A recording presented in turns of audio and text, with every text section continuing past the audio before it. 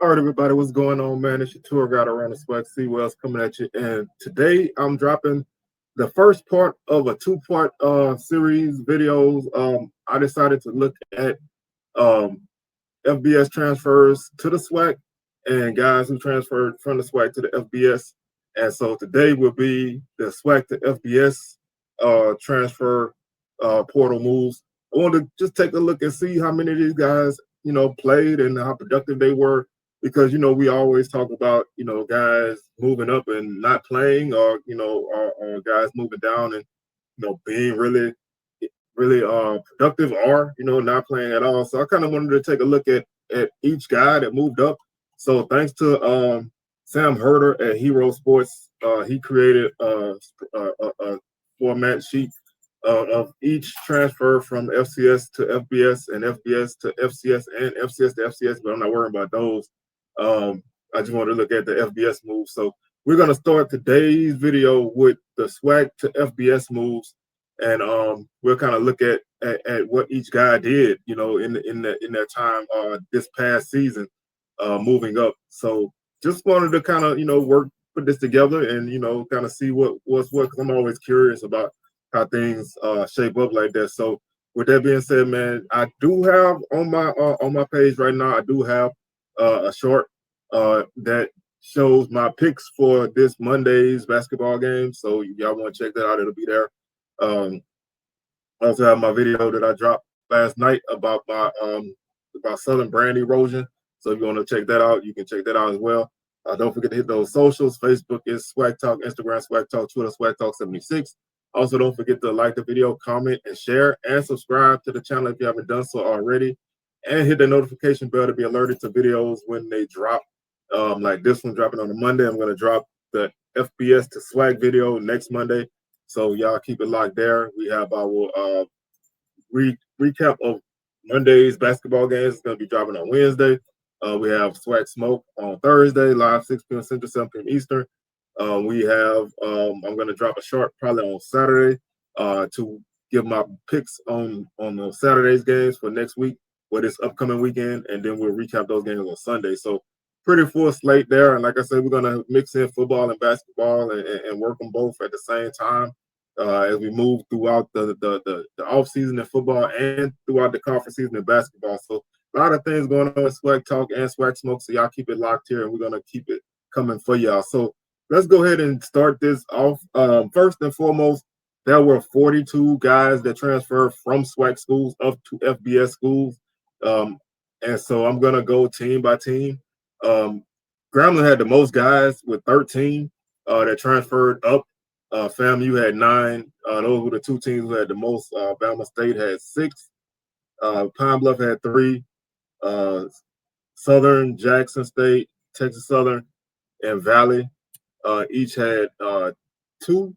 Alcorn, Bethune, and Prairie View, they each had 1. So, as you can see, there's a wide range of numbers in guys that moved up from SWAC to FBS, and there's varying levels of success. So we're going to start with Alabama State. Alabama and them did not have any guys that moved up, so there was nobody on that list. So we're going to start with Bama State. Like I said, they had 6 guys move up, and really all 6 of their guys that moved up saw playing time. They had a couple offensive linemen on this list, and it's tough to get stats on offensive linemen, so I kind of had to dig around and kind of check participation records and see how many of these guys played. But we'll start with Dominic Boyd. He was an offensive lineman from Bama State. He went to Georgia Southern. He actually started 11 games this past season. Adrian Maddox, who was a great young defensive back at Bama State, he went to UAB. He had in 11 games, he had 44 tackles, 2 tackles for loss, and 1 interception. Jalen Lay, who was a tight end who transferred from Clemson to Bama State, he went back to FBS. He went to UMass. This past season, he played in 10 games, caught 2 passes for 17 yards. Demetrius Davis, again, a guy who transferred from the FBS from Auburn to Bama State. He left Bama State and went to Texas San Antonio. He played in 1 game, and he had 1 carry for 3 yards. So not much there for him. Kesan Johnson, who was a great wide receiver at Bama State, all-conference guy. Probably could have been player of the year. Had really tremendous season last season. He left and went to Western Kentucky, and he had a tremendous season. I'm going to run through some of the things that he did. He was a 2024 Field Steel postseason Conference USA All-Conference second team wide receiver. He was a 2024 All-Conference USA second team wide receiver. He made the East-West Shrine Bowl 1,000 watch list. He was a Athlon Sports preseason All-Conference USA fourth team offense. His senior year, which was 2024, he played in 14 games. He started all 14 games at Western Kentucky this season at wide receiver. During the 2024 season, he led the team in receiving. He finished second with 925 yards and 7 touchdowns on 75 receptions. He had a season high 2 touchdowns in Western Kentucky September 14 win at Middle Tennessee. He had a season high 129 yards in that game as well, and it was the second of back-to-back 100-plus yard games for him. He also had 119 yards receiving in the September 7th win over Eastern Kentucky. He posted a season high 9 receptions in the December 18th Boca Raton Bowl against James Madison. He ranked second in Conference USA in receptions per game, 5.36. Fifth in receiving yards per game, 66.1. Third in touchdown reception, 7. Second in total reception, 75. And third in total receiving yards, 925. He was named to the All-Conference USA second team offense, and he was recognized as a Field Steel postseason CUSA All-Conference second team offense selection. And also Trevon Taylor, offensive lineman, he also went to Western Kentucky, and he started 12 games this season. So all 6 guys from Bama State who transferred up had some action to varying degrees, and they had 3 guys who they had 4 guys who had really tremendous seasons, starting pretty much all the games for their teams, and a couple guys who just saw some action in a couple games here and there. But really, really solid group of guys. And, when that's the kind of thing that I look for when guys move up, I want the guys to be productive. I mean, obviously, it is all, fit and everything, where they go and depth chart and all that stuff. But a talented guy should be able to play wherever he's at. And seeing a guy like Kesan Johnson have a tremendous season up there makes his move worthwhile. I'd rather see a guy move up and be really productive than a guy move up and not play much. Western Kentucky really benefited from some SWAC guys. Also, Terrence Ellis from Alcorn. He went to Western Kentucky, and he played 14 games with 1 start. He had 48 total tackles, a pass breakup, and a forced fumble. So, again, another productive guy from the SWAC at Western Kentucky. Maybe that could be a pipeline if you're going to move up. You can go to a program like that, a G6 program, and guys move up. Cameron Rutherford, he is defensive lineman. He played in 10 games at Cincinnati, and he had 11 tackles. Kenji Lewis and Jalen Macon, both offensive guys. Lewis was a wide receiver, and Jalen Macon was a quarterback. They both went to Northern Illinois. Lewis did not play this season, and Macon, he played in 1 game, going 4-7 for 50 yards. He ran the ball 5 times for 27 yards, so limited action for him. And Lewis did not play at all. So we got to our first guy who saw no action at his new school. So not bad. Out of 10 guys on the list so far, only 1 did not see any action at this point. Bethune-Cookman had 1 guy, Eddie Walls, a defensive lineman. He went to Florida Atlantic. He played in 11 games this season. He had 30 tackles, 6 tackles for loss, 5 sacks, and 1 forced fumble. That's a solid season for him. FAMU had 9 guys, and they all were varying degrees of production. Emmett Rhodes, he was a long snapper. He went from Florida A&M to Akron.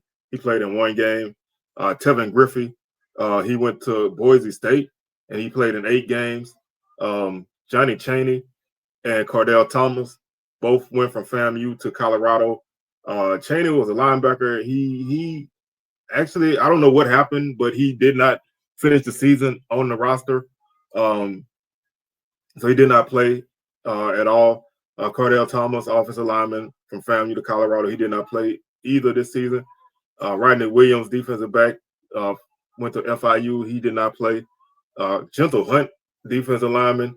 He went to Illinois. He played in 5 games this season, had 2 tackles and a half a tackle for loss. Chris Williams, offensive lineman. He went to ULM. He did not play. Anthony Dunn Jr. He went to Toledo. He played in 12 games this season, had 25 tackles, 7 tackles for loss, and 5 sacks and 1 forced fumble. So that's a really solid season for a guy going up there. Toledo's a very solid program, always in the mix of the MAC. So that's a really good place to play. Sharif CA, he went to UCLA. He played in the final 9 games of the season as a reserve defensive end. He had 4 tackles, 4 tackles, a half a sack, and 1 pass breakup and 1 quarterback hurry. He had a season high 2 tackles in his UCLA debut against Oregon. He had a half a sack against Nebraska, and he had 1 other tackle at Rutgers. So, like I said, as you can see, FAMU had 9 guys move up, and 4 of those 9 did not play at all. A couple of those guys played sparingly, and then Anthony Dunn had a pretty solid season. Like I said, Grambling, 13 guys moved up, and again, varying levels. Chance Williams, he went to Cincinnati. He played in 4 games this season. He had 15 carries for 67 yards and no touchdowns. Melvin Priestley, he went to Illinois, and he became an all Big Ten honorable mention, and started all 12 games at right tackle on the offensive line. So he went up there and was very, very, very solid. Ashanti Cole, offensive lineman, he went to Louisiana Tech. He played in 4 games this season. Nolan Wilson, long snapper, he went to ULM. He played in 12 games. Jawan Singletary, he went to New Mexico as offensive lineman, did not play. Floyd Chalk went to San Jose State and had a great season. He had 13 games played, 157 carries, 721 yards, 10 touchdowns, 7 catches, 57 yards as well. So really, really good season for him at San Jose State. Jacob Jones, the quarterback, went to South Alabama. He did not play. Cody Hornsby, offensive lineman, went to Syracuse, did not play. Antonio Jones, wide receiver, went to Temple, finished with 12 catches for 23 yards. He played in 12 games, had 23 catches, 170 yards, and 1 touchdown. Javon Carter, defensive lineman, went to Tulane, played in 8 games, had 4 tackles and 1 tackle for loss. Donald Lee, defensive back, went to UAB. He played in 11 games, had 20 tackles, 3 pass breakups, 2 quarterback hurries, and 1 tackle for loss. He had 4 tackles and 2 pass breakups against UConn as a season high. Jackson King went to UMass. He played in 1 game. And William Jones, offensive lineman, also went to UMass. He did not play. So varying levels of success again. But the guys who have played have tended to be pretty productive. Jackson State had 2 guys move up. They both were really productive. Devontae Davis, he went to Florida Atlantic. He played in 12 games, had 29 tackles, 5 tackles for loss, and 1.5 sacks, and a forced fumble. Antonio Doyle, he went to UNLV, played in 14 games, 56 tackles, 8 tackles for loss, 6.5 sacks, and 1 fumble recovery. Valley, 2 guys. Lucas Banks, he went to Arkansas State, played in 9 games, registered 2 tackles. Chase Alexander, defensive back, he went to Jacksonville State, played in 5 games, and had 5 tackles. Alan Jones from Prairie View, he was the offensive lineman. He went to Toledo and started 10 games. Eli Fields from Southern, he went to Akron. He did not play. Harold Blood went from Southern to Missouri at quarterback. He played in 1 game, and against Alabama, he had 1 rush for -1 yard. I actually went back and looked at it just to see him in action. He got 1 carry on a busted play, got tackled for a loss. And Texas Southern finished with 2 guys moving up. Elinus Noel, he went to Baylor as a defensive lineman. He played in 8 games, had 21 tackles, 3.5 tackles for loss, a half a sack, and 1 forced fumble. And finally, Ja'Cory Benjamin, he went to Bowling Green, which is another school that has some guys from the SWAC move up there in previous years and have really good success. Odu Hilaire is a guy from Alabama A&M a couple years ago that moved up there, had a really good time up there playing wide receiver. But Ja'Cory Benjamin, as a defensive back, was a 2024 All-MAC third teamer. He was a 2024 CFN All-MAC third team as well. His senior season at Bowling Green, he appeared in all 13 games with 9 starts, had 27 tackles, 2 tackles for loss, 2 interceptions, and 6 pass breakups on the season. He started the season opener against Fordham. He had 1 tackle against the Rams. He notched his first Bowling Green interception at number 8 Penn State and returned it for 3 yards. He made 3 stops and broke up a pass at number 25 Texas A&M. He recorded 2 tackles, including 1 tackle for loss and 1 pass breakup versus Old Dominion. He had 1 tackle and 1 pass breakup in the victory at Akron. He had 3 tackles against Northern Illinois. He made 3 stops in the win at Central Michigan. He had 4 tackles, including a tackle for loss and an interception in the victory versus Western Michigan. And he recorded 4 stops and a pass breakup in the win at Ball State. Contributed 5 tackles, which was a season high, and a pass breakup against Miami, Ohio. And he had 1 stop in the 68 Ventures Bowl against Arkansas State. So really, out of the 42 guys that made it up, only a few guys did not see any action. And I think that's a good look. Just running through it. Like I said, Pine Bluff had 1 guy that did not play at all. FAMU had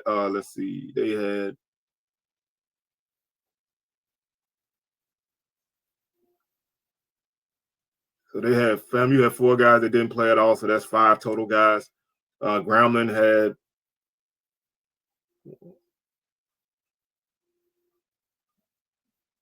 4 guys that didn't play at all, so that's